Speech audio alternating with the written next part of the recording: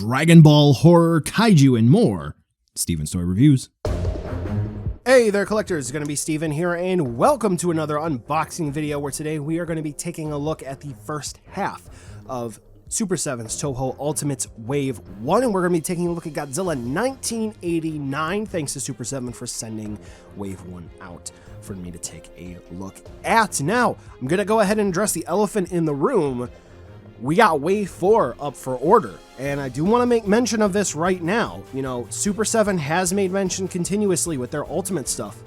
It's a made-to-order product line. So, if enough orders get made, they will go into production, and they're only going to make enough to account for all of the orders that are made, and maybe plus or minus a little bit of a percent to cover quality control and for retailers who are going to be getting them in stock. So, if you want it, make sure you check out the description for links to order for a whole bunch of different combinations, including from Super7 Direct, where you can get a special order pack. Now, with that being said, all right, we have Heisei Godzilla 1989 here, and some folks are a little bit in between on this guy right off the gate, but I think taking a look at this one, just from in the box, I think I'm already a fan, but I think we need to take a closer look at this guy. But I do have to say that one thing Super7 really excels in that everyone can kind of get on board with is going to be the packaging. Now, I will say that mostly for some Super7 boxes, they sometimes take a weird angular shape that sometimes you're going to need to keep that brown box if you're going to be stacking your figures up. Here, as we continue to take the snapshot pictures of the figure up close and personal, you know, we have the slipcover on and off.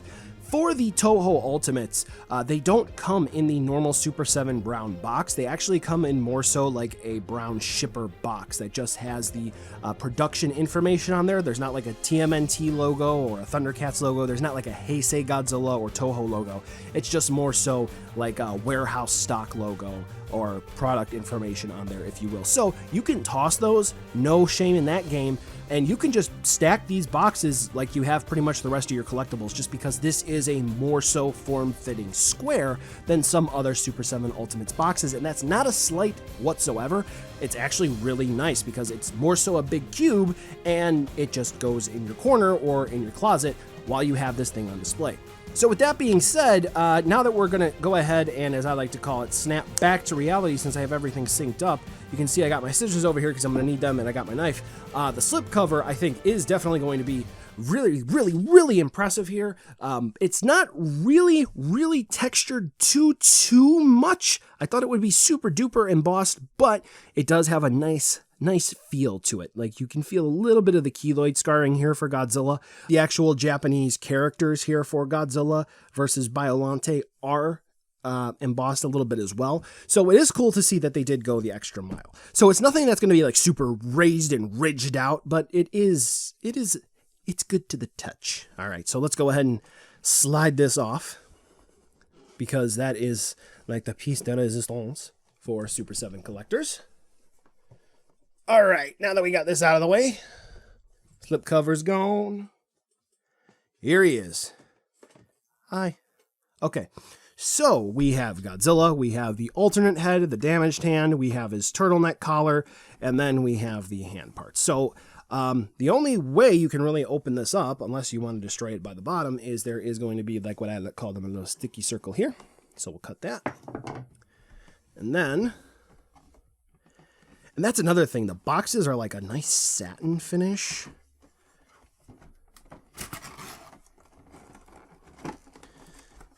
And here we go.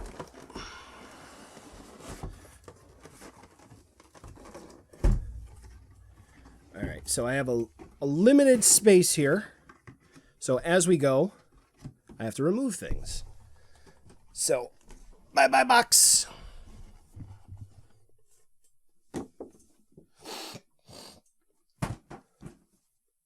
All right, let's bring Godzilla back in over here.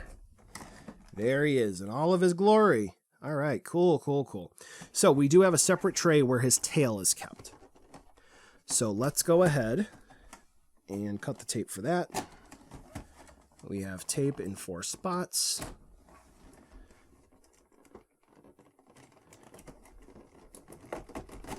There we go.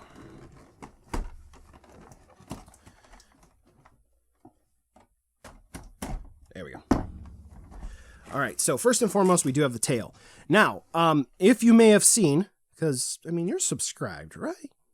Right? Of course you are. When I was at SDCC, I got the Thirsty for Blood exclusive, and in my hotel room, old school STR style, I did an upload of a quick overview of their exclusive there while at the convention. And it was really easy to just pop these tie downs off, but you gotta do them just like this. So there's the tail. And now we'll go ahead and jump on over to Godzilla, but we're gonna speed things up.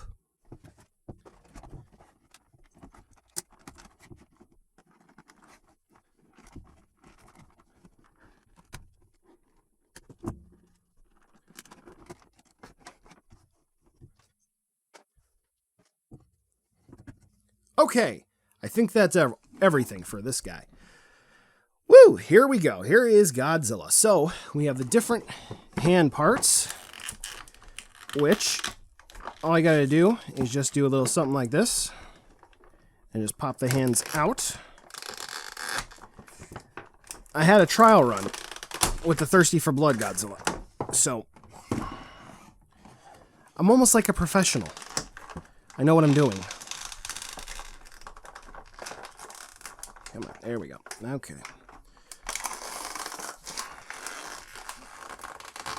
There we go.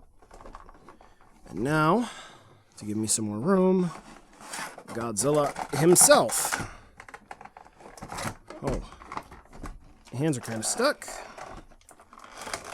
Get out of there, little guy. There we go.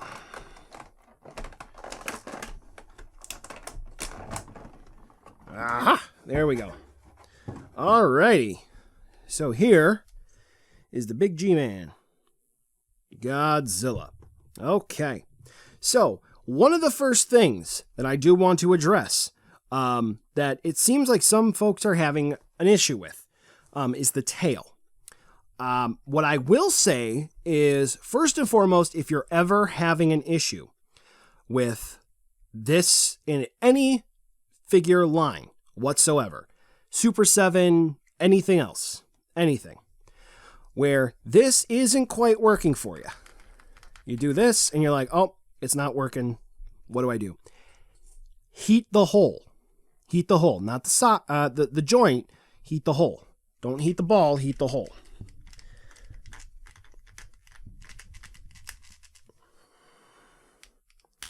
There you go. That is about how far in the tail should actually be for Goji here. All right. Now that that is taken care of, let's look at our accessories. So here is Stigmata, right? Biolante caused, which is really cool.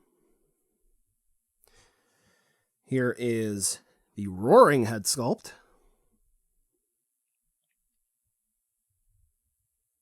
You can see the teeths. Here is the vines. Go around. But that's not how you do it. I can tell you right away that's not how you do it. But that is funny, right? You gotta pop the head off first. Okay. So this is just the unboxing with initial first impressions.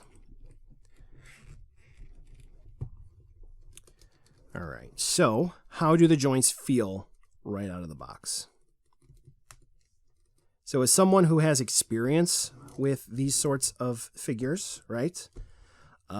What I can say pretty much for those who were maybe waiting for me to get more up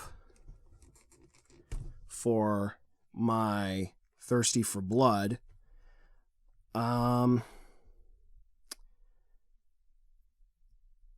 okay.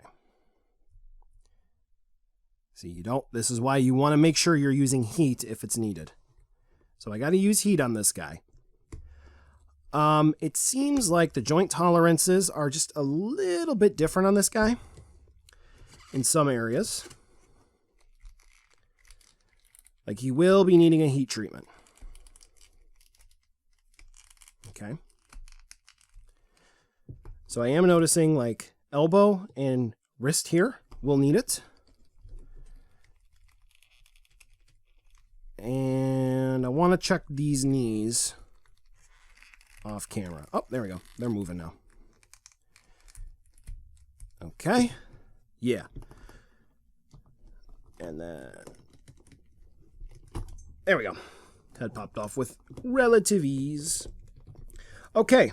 So now with that being said, that is the unboxing for, come on, Super7's first Heisei Godzilla as part of their main line, not SDCC. Hey!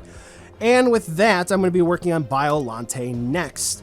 I will say that there are some interesting quirks with this one that I was not quite prepared for when I got this one in hand, and I'll notice that there are a few things that some folks did not quite point out with some of the heavy-handed criticism that needed to be addressed, like the very nice details around the eyes. There are a lot of colors that are found around the iris and the pupil that aren't quite really well noted by some collectors, and I think that that needs to be appreciated. Also, there is going to be some dry brushing that I think will please some fans, but nevertheless, thank you so much for watching, and if you are interested in picking up any of the Super7 Godzilla products, I do have not only a link in the description for Super7 as well as some of their retail partners, but there should also be a QR code popping up at some point, so this way, if you're watching on a bigger screen and you can use your phone to access the web, you can do that as well. Alright, that's going to wrap up this unboxing for today. Make sure you check out Biolante's and subscribe for when the reviews go live. Thank you for the patrons who support every month or even just once a month. Here's going to be your end card as always. Thank you so much for your support as well. And then here's going to be the end card for the video to roll the credits as we see ourselves out. Thank you again for watching, and I'll catch ya in the next video.